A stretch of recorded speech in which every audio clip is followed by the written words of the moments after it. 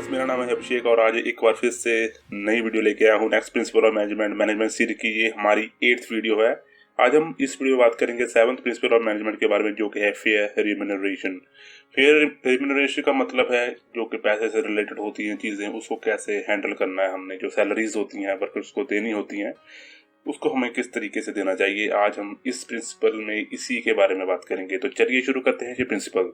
अगर एक एग्जांपल के तौर पे देखा जाए, मान लीजिए हमारे पास दो एम्प्लॉयज हैं, एक एम्प्लॉय ए, एक है एम्प्लॉय बी, और उनको एक ही तरह का काम दिया गया है, एक कॉमन वर्क दिया गया है। दोनों को कहा गया है कि तुम दोनों ने एक ही काम करना है। लेकिन हो सकता है कि किसी कारण दोनों को एक जैसे पैसे ना मिले। हो सकता है कोई अगर फीडबैक के कारण फीडबैक खराब चली जाए दोनों की, तो हो सकता है किसी एक को पैसे ठीक ना मिले और एक को पैसे हद से ज़्यादा मिल जाए और ठीक मिल जाए। तो क्या होगा, जिसको तो पैसे ठीक मिल गए वो तो हो जाएगा खुश, वो तो सेटिस्फाई हो जाएगा कि हाँ अभी सही है, सब कुछ सही है। लेकिन दूसरा पर्सन जिसको पैसे नहीं सही मिले वो हो जाएगा उदास, वो हो जाएगा डीमोटिवेटेड, चाहे कि उसने काम सेम किया हो। तो हमें इस चीज़ को दूर करने के लिए एक प्रिंसिपल बनाया गया है जो कि है fair remuneration by Henry Fayol. आज हम इस प्रिंसिपल में इसी के बारे में बात करेंगे। तो अगर ब्रीफ में देखा जाए तो सर हेनरी फ्योल ने इस प्रिंसिपल के बारे में क्या कहा था कि हमें पेमेंट मेथड को ऑप्टिमाइज करना होगा। जो वर्कर जितना काम करता है उसको उतने ही पैसे देने हैं अकॉर्डिंग टू दिस प्रिंसिपल, ताकि मैक्सिमम सेटिस्फेक्शन हो सके उस एम्प्लॉय की।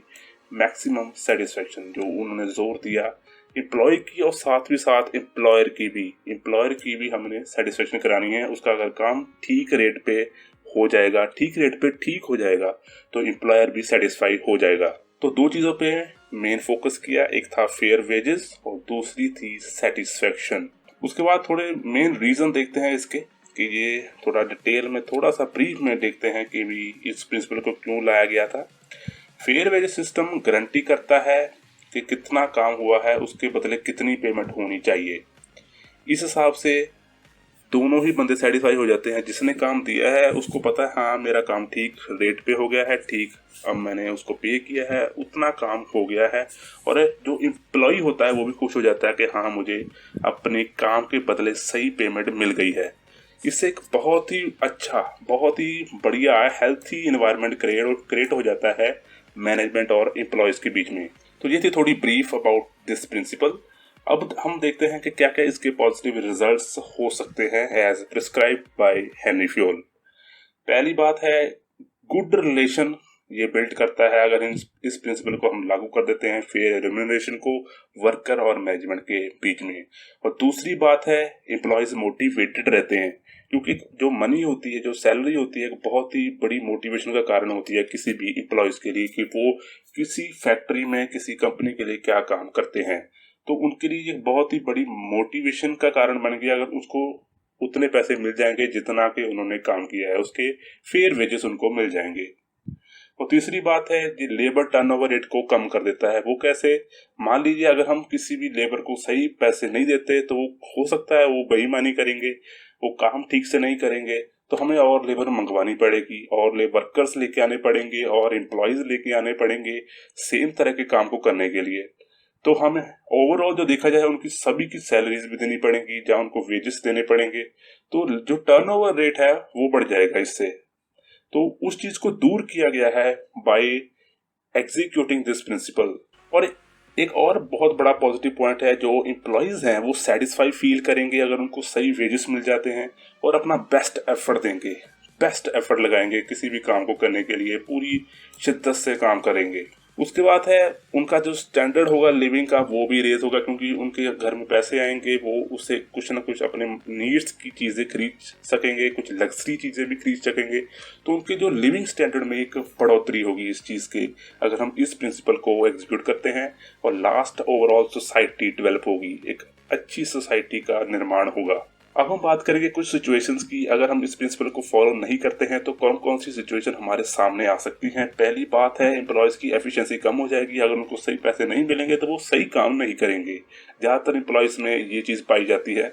और दूसरी बात है, मैनेजमेंट और एम्प्लॉय के बीच में कॉन्फ्लिक्ट होगा। उनमें आपस में झगड़े होंगे, बहसबाजी होगी कि हाँ भी हमें पैसे ठीक से क्यों नहीं मिले, हमने तो काम सही किया था। या फिर मैनेजमेंट कहेगी कि आपने काम सही नहीं किया, इसलिए हमने पैसे कम किए हैं। तो ये कॉन्फ्लिक्ट्स पैदा होंगे और लेबर टर्नओवर रेट बढ़ जाएगा, क्योंकि हमें ज़्यादा लेबर, ज़्यादा वर्कर्स, ज़्यादा एम्प्लॉयज़ की ज़रूरत पड़ेगी उसी सेम काम को करने के लिए। अगर जो प्रीवियसली हमारे पास अवेलेबल लेबर, वर्कर या एम्प्लॉय हैं, अगर वो काम उसको सही ढंग से नहीं कर रहे हैं, प्रॉपरली नहीं कर रहे हैं, और इनकम्प्लीट वर्क को नतीजा देगा ये, अगर हम इस प्रिंसिपल को फॉलो नहीं करते हैं, काम पूरा नहीं हो सकेगा। ज़्यादातर केसेस में ये चीज़ देखी गई है कि अगर हम पैसे ठीक से नहीं देते हैं तो काम भी ठीक से एट द एंड रिजल्ट पे नहीं पहुंचता है। और जो ऑर्गेनाइजेशन का मेन ऑब्जेक्टिव है उसको अचीव करना बहुत ही मुश्किल होगा, जो कि है एक प्रोडक्ट या फिर एक सर्विस। उसको अचीव करना बहुत ही मुश्किल हो जाएगा। तो इससे बहुत बड़ा नुकसान होगा ओवरऑल लेवल पे एक ऑर्गेनाइजेशन को। तो ये था हमारा प्रिंसिपल, जो कि था 7th principle of management, fair remuneration. ये थी हमारी 8th वीडियो इस मैनेजमेंट सीरीज की। होपफुल आपको ये वीडियो बहुत ही अच्छी और इन्फॉर्मेटिव लगी होगी। प्लीज़ ये रिक्वेस्ट है कि इस वीडियो को ज़्यादा से ज़्यादा शेयर कीजिए अपने दोस्तों के साथ, ताकि हमें आगे जो कंटेंट बनाना है उसके लिए मोटिवेशन मिल सके। और लाइक कर दीजिए अगर आपको ये वीडियो पसंद आई। At the end, thank you for watching this video.